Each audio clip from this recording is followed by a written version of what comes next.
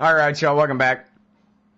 So it's Anti-War Radio. Our next guest is Jason Leopold of Truthout.org. And boy, has he got something else for you today. Exclusive. From hopeful immigrant to FBI informant. The inside story of the other Abu Zubaidah. Welcome back to the show. How are you doing? Hey, Scott. Great to be back with you. Good, good. Very happy to have you here. Very interesting story. I think you say it took you a year or more to write because of waiting on documents and all these kinds of things. Lots of time to flesh out the narrative here. This is the story of the brother of Abu Zubaidah, and you and I have discussed him on the show before. Yes. He's the guy that Bush said was the reason why torture was justified, was because of people like him, and then it turned out that actually he was more of a travel agent and less of a terrorist mastermind. I'll let you address that if you want. But then here's his brother, who doesn't even really know this guy, hasn't seen him in I'm not sure how long.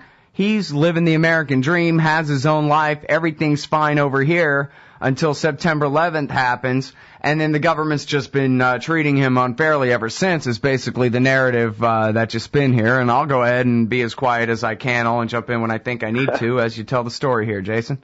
Yeah, exactly. I mean, this is you pretty much captured it. And, you know, in terms of to address your first question, yes, I mean, the government claimed that Abu Zubaidah was was involved in the 9/11 attacks. It was, the torture program was built around him. He makes an appearance in the August 6, 2001 presidential daily brief, Bin Laden determined to strike in the U.S. And he's also in the torture memo. Yet Abu Zubaidah kind of remains somewhat of a mystery. I mean, people are not as familiar with his name and how important of a figure he is as they are with, say, Khalid Sheikh Mohammed, the self-professed mastermind of 9/11. So it was during the course of research into Abu Zubaidah that, I was conducting that I stumbled across a comment, and it was a comment on the blog on Andy Worthington, a Guantanamo reporter, his blog that was left by someone named Hesham Abu Zubaidah.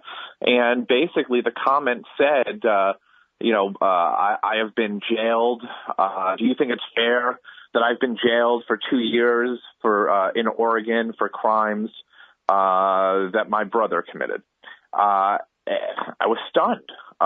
First of all, I was stunned because it said Oregon, so that obviously meant that if this was the person who he said he was, that he was here in the United States. So I had originally tried to track him down because I wanted to put a profile together on Abu Zubaidah to basically address the same questions that you raised about what the Bush administration said. I mean, everything that we know about Abu Zubaidah basically comes from some government source. That's it. Whether it's the FBI, the CIA, that's as far as we've gotten. So I was hoping that Hesham could provide a bit more insight. Maybe he knew about his brother's alleged terrorist activities, and perhaps he could tell me, what kind of person he is. I mean, I was just curious, to find that out. And certainly, what is this about him being in jail? So I tracked him down. He lives in Florida. And after speaking with him for about a week, it certainly, it occurred to me that this guy, this person, the younger brother of Abu Zubaidah, has his own what I found it to be a remarkable story to tell. And so for the past year, I have been working on that. And he not only faced issues with regard to being collateral damage as a result of 9/11 and who his brother is, but then he was later recruited by the FBI to work as an informant and to spy on mosques in Portland, Oregon, where he was living at the time. One particular mosque that has been under surveillance by the FBI for at least a decade Masjid al-Sabr. I'm probably mangling the name, but that is the mosque. That is where the Portland 7, that's the mosque the Portland 7 attended. These were individuals who, went to Afghanistan to fight against U.S. military, and federal prosecutors and the FBI claimed they were funded by the imam at the mosque. So, it's a remarkable story about two brothers, one who was allegedly, trying to destroy America, and the other who is, dead set on pursuing the American dream, and that's Hesham. And he apparently hates his brother's guts for all the grief he's had to put up with. Yeah, he has mixed emotions about his brother. And, first let me just say this. He has not seen his brother. By the time the FBI agents knocked on his door, presented him with a set of photographs, and said, "Do you know this person?" And the person in the photographs was his brother. He hadn't seen him for more than a decade. Okay, his brother, who is referred to in my story as Hani being the alleged terrorist, that's the nickname his father gave him. It's also the name that Ali Soufan used when he was interrogating him. He hadn't seen him. The last time he saw him, Hesham was about 12 or 13 years old.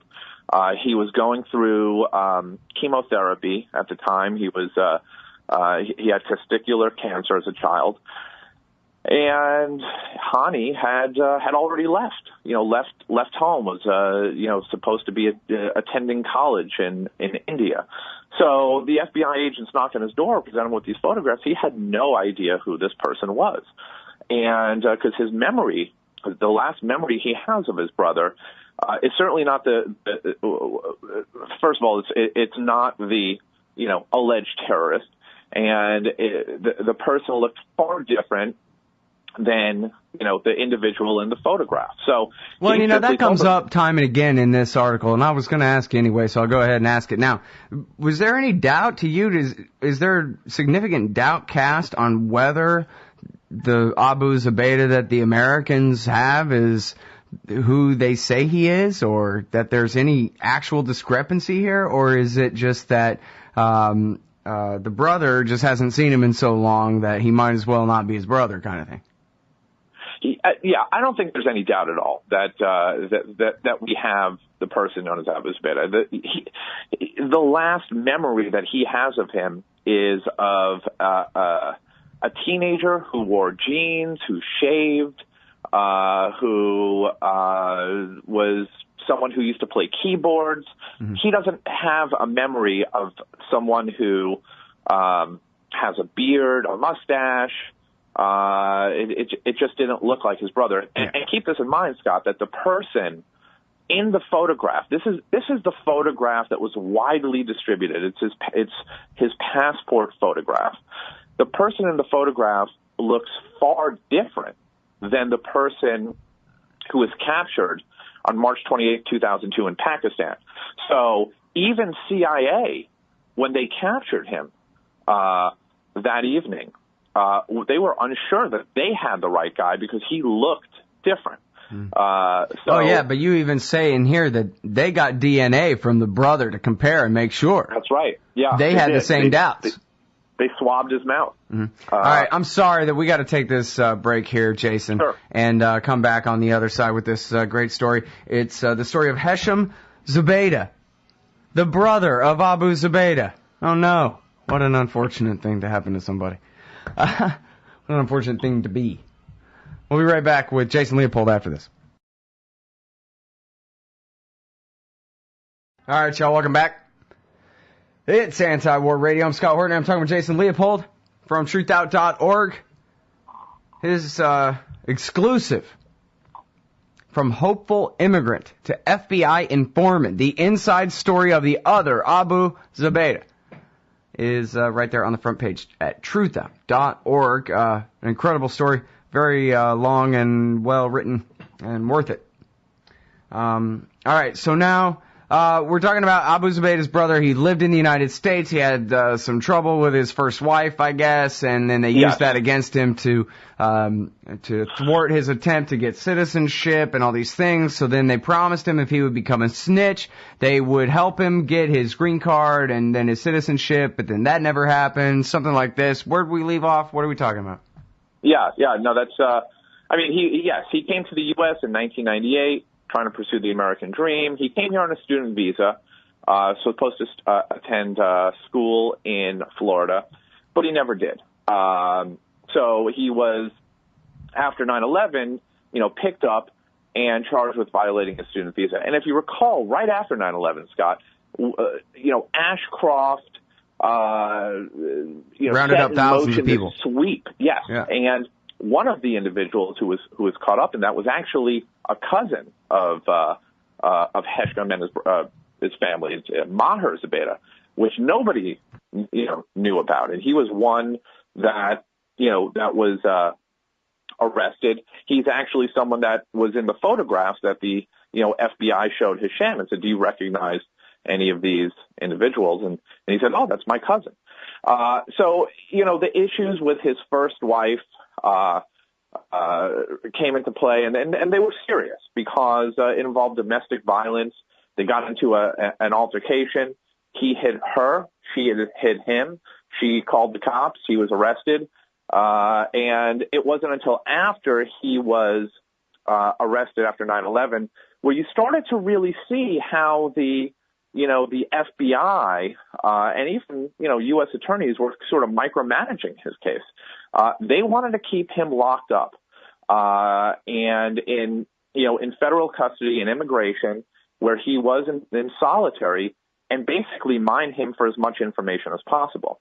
When we left off, it was we were talking about whether we the positive identification the right there. Yeah. They eventually, FBI interrogators eventually went in, and said, "You are lying to us. That is your brother in the photograph, and we caught him in Pakistan. And would you object to doing a DNA test?" So they swabbed his mouth, and then it's another new detail. And you could see how they might be angry and assume that he didn't mean well when he said, "I can't identify the man in the picture," being the cops that they are and everything. Yeah, no, you could absolutely see that and certainly understand it. But he was interrogated for months and months and months. And eventually, I'll look at this as simply a coincidence. The same day that his brother was captured in Pakistan, an immigration judge ordered Hesham to be deported. And, he's a citizen of Saudi Arabia, but he's not, he's resident of Saudi Arabia, but he's not a citizen. He's of Palestinian descent.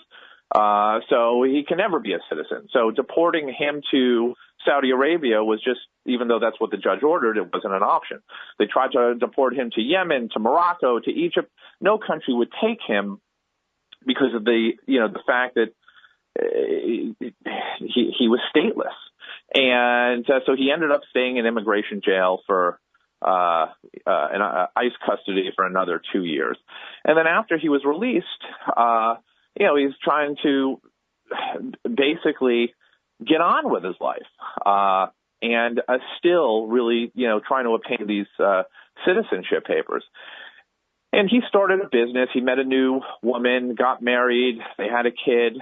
And one of his business partners said, "There's someone I'd like to introduce you to." And it was an FBI agent.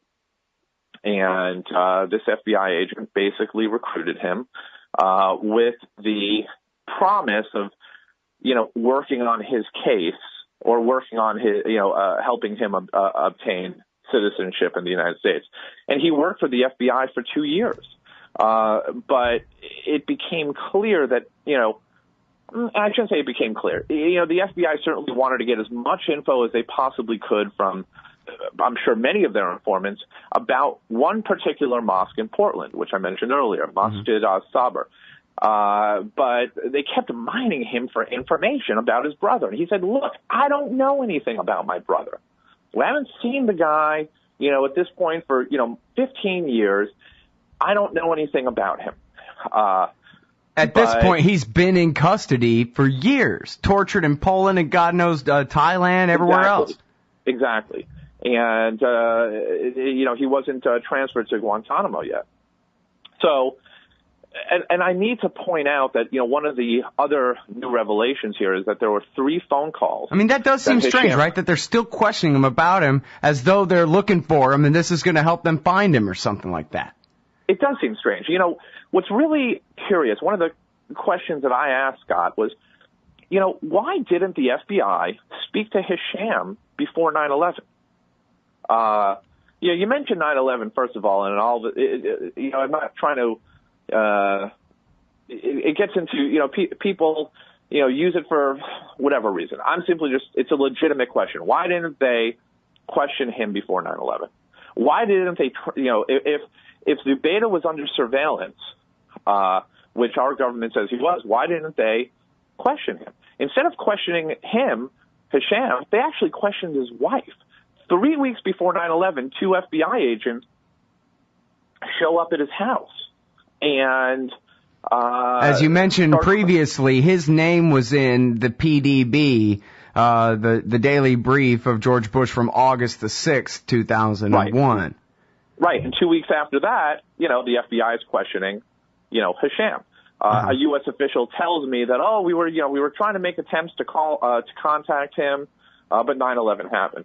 The reason I bring this up, Scott, is because another new detail in the story is that there were 3 telephone calls that Hesham's brother, Hani, the alleged terrorist, made to the U.S. in April of 2000.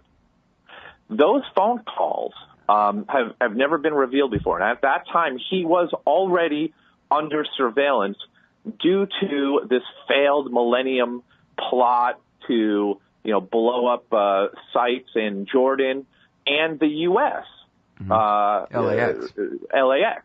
So he was already under surveillance. So these phone calls, it was supposedly known, obviously, to the FBI, at least immediately after 9/11, but it was not shared with the 9/11 Commission or the 9/11, congressional inquiry. Mm-hmm. So it doesn't appear anywhere.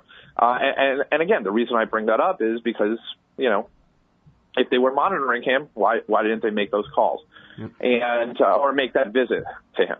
So, so basically he has been living and paying a high price for his brother's crimes for more than a decade. It got to the point where in 2010, FBI agents, he stopped working for the FBI, he moves to Florida, and they continue to visit him, they track him down. Finally, they hand him a subpoena. They want him to testify against his brother. There's a propaganda-type videotape that's out there where his brother, appears in it. And they wanted him to travel to a grand jury in Richmond, Virginia, and testify and tell the grand jury that that is my brother in that videotape, which he was unsure of. And he said that, I don't think that's him. And that testimony, he kept saying that was what they were telling him. This was the trial of his brother. But the videotape was actually used in the war crimes trial of Noor Uthman Mohammed, who pled guilty. He was captured on the same night Hani, the alleged terrorist, was. Mm-hmm. So it really seemed that they were grooming him for this testimony. They were, stringing him along. They had him doing some work for the FBI. And for the past decade, this guy has been, paying a high price, totally mistreated. And, we haven't, unfortunately didn't get into the whole point of the, I think you're going to say there, he failed to do what they wanted in front of the grand jury. They ignored his history of failing to be able to identify his brother from pictures these days. Right. And so now they're angry at him, and now his chances for citizenship are all but scotched completely, right? Is that the point? That's pretty much the point. And, I asked for his case files. And when I asked the FBI for his case files, under a Freedom of Information Act request, the FBI responded by sending an agent, a field agent, out to his house to talk to him about it, to find out what he told me, whether I coerced him, whether right. And that's the whole sidebar article there at Truthout.org. Yes. That's not the kind of thing that happens very much, right? They came, they said, "Are you sure you want this journalist to have your FBI file?" Right. Yes. Right. And he says, "Yeah, of course I'm sure."